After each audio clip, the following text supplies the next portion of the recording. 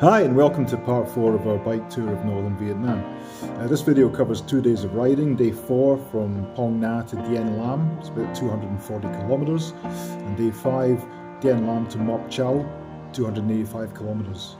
This takes us roughly due west of Haiphong and Hanoi. So a lot of riding, but some amazing views and interesting stops along the way. We start with some light rain as we leave the Chay Lap farmstay, which makes for some very dramatic scenery. And some running buffalo there. It reminds me very much of the north of Scotland, but minus the clouds of blood-sucking ridges and persistent drizzle and the marrow-freezing cold westerlies. And these are some of the peaks of the Annamite mountain range, which stretches through much of western Vietnam and acts as a sort of natural border with Laos. Some Chinese architecture there. And this sign confused me briefly, I was wondering what that was. But since I then drove through a town, I kind of guessed by the end. Old colonial house there with occupant watching us. Tons of friendly waving people. This happens a lot when you ride through Vietnam, especially in a big group like this with lots of big bikes. Nice to see.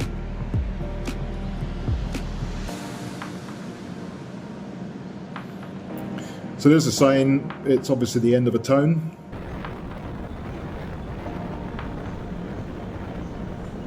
More waving people.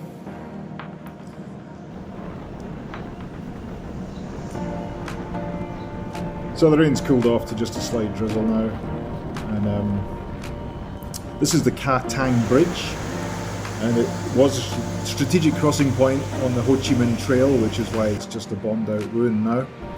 And this little town looks like it could be in Europe with its cathedral there. So looking at that and the earlier sort of Chinese pagoda, you can see that the Vietnamese have sort of integrated the cultures of people that have occupied the country in the past. Here we have a school coming out, all the students dressed identically, and across the whole country they have the same uniform. Or at least as far as I could see.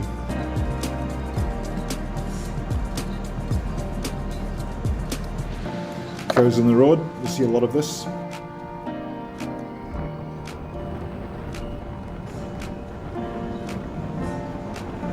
There's another one. And this guy carrying this massive stick.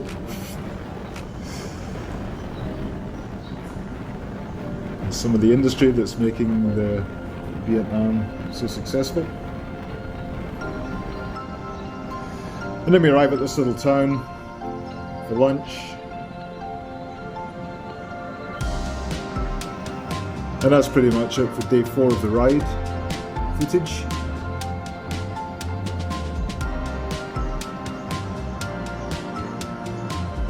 We spend the night at this hotel, the Muang Tan luxury Dien Lam hotel in Dien Lam, and the next day we track back in west. So you can see that on the previous day we've been travelling, on the previous 2 days in fact, we've travelled up the thin part of Vietnam where the country is only about 50 kilometres wide from the Laos border to the South China Sea. But it widens at this point and we're tracking back in northwest, so we're going to climb up the hills again.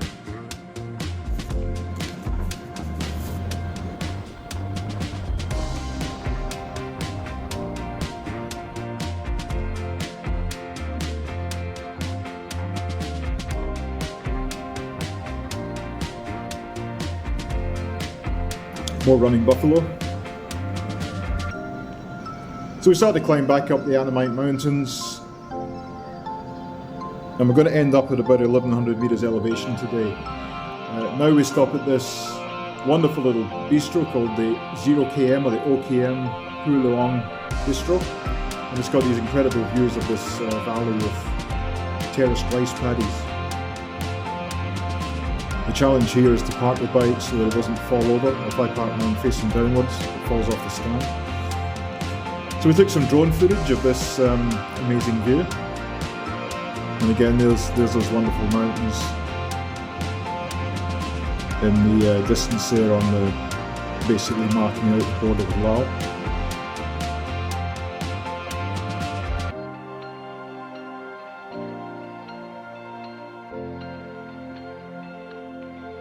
And we just pan round to the restaurant, and these are obviously some resort accommodation that you can stay in.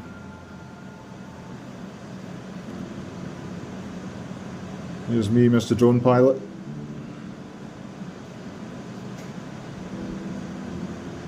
Annoying people eating their dinner.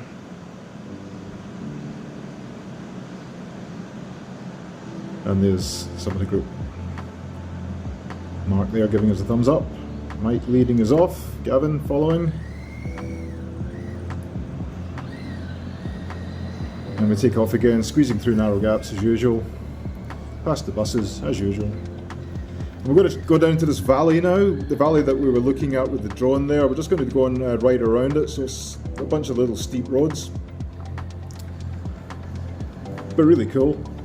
The flags make it always very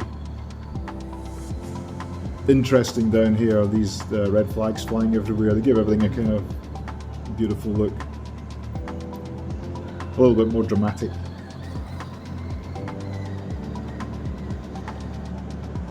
More waving passers-by. And another narrow gap. This driver looks altogether too happy about it.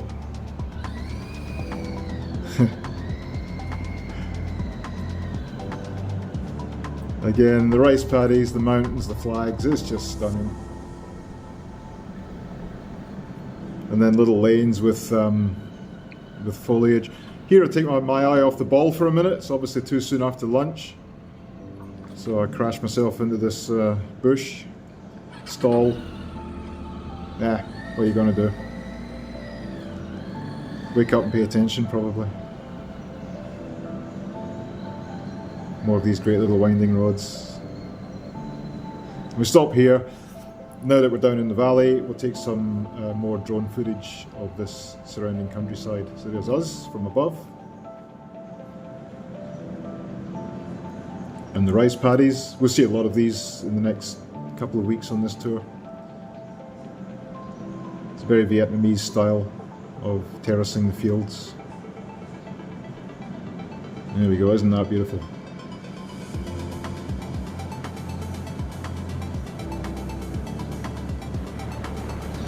Back on the main road, now we're heading towards our destination town, and again squeezing through gaps in the traffic.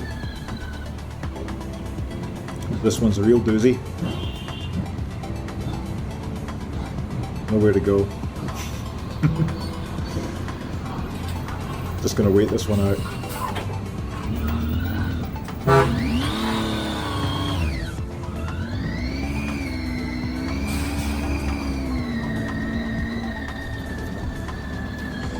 So back up through the little narrow winding hill towns.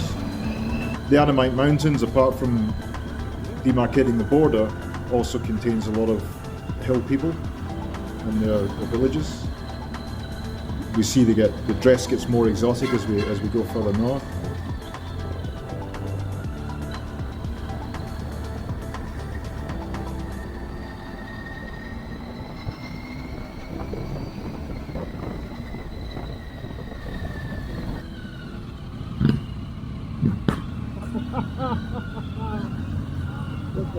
This just makes me laugh a little. After all, we've just passed a scooter just sitting in the middle of the road. I can't see any reason for it, but I'm sure there is a good one. And a final blast towards Moc Chau, which is our destination for the night. This is the market at Moc Chau. And around here they have some very beautiful strawberries, which I didn't have enough of.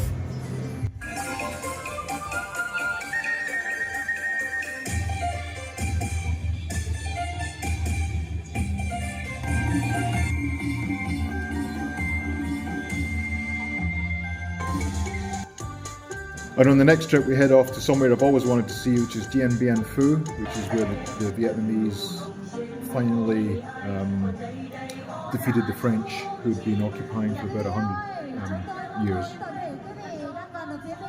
Somewhere in this couple of days we had our first puncture. This bike got several punctures on the trip. And thanks very much for watching. I'll see you next time.